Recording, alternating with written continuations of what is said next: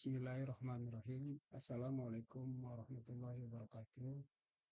Presentasi studi kelayakan bisnis toko sembako oleh Rohadi, dosen Ibu Elvina MSI.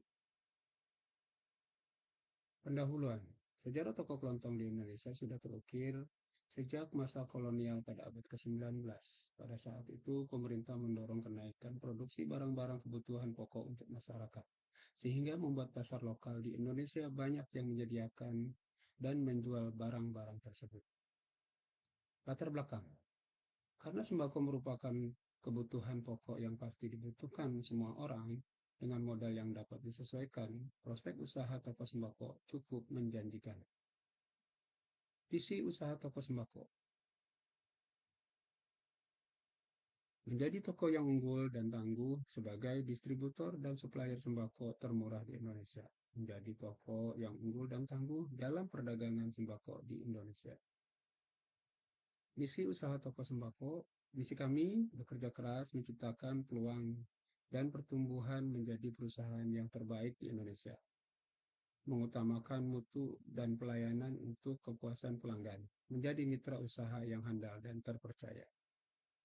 Analisis pasar. Target pasar semua kelompok usia, anak-anak, remaja, dewasa, dan juga lansia. Potensi pelanggan, berdasarkan survei pasar, diperkirakan ada pemerintahan yang tinggi untuk toko sembako di setiap daerah. Konkuren validati, ada beberapa penjual toko sembako di sekitar lokasi, namun masih ada peluang untuk bersaing dengan menawarkan produk berkualitas dan harga yang ramah pada pelanggan. Rencana bisnis, menyediakan barang kebutuhan pokok berkualitas tinggi dengan menyiapkan seluruh kebutuhan untuk mencukupkan keperluan. Strategi pemasaran, mencakup promosi melalui dari mulut ke mulut dan media Google. Rencana pengembangan, merencanakan ekspansi bisnis dengan membuka gerai tambahan selama 2 tahun beroperasi. Mencoba untuk melakukan ekspansi global dengan membuka cabang atau menghadirkan produk dalam kemasan dan merek dagang sendiri. Analisis keuangan, etalase dan rak 1.500.000, renovasi tempat 5 juta, meja dan kursi 500.000, perlengkapan, timbangan kalkulator dan lain-lain 500.000, stok produk 15 juta, promosi dan pemasaran 500.000, total modal awal usaha toko kelontong 23 juta. Biaya operasional toko kelontong, belanja dagangan 15 juta, listrik, pulsa, dan lain-lain 200.000, transportasi 150.000, biaya lainnya 100.000, total biaya operasional awal 15.450.000. Biaya operasional yang diperlukan setiap bulannya yaitu sebesar 3 juta. Sebagian besar biaya ini digunakan belanja barang dagangan tentunya.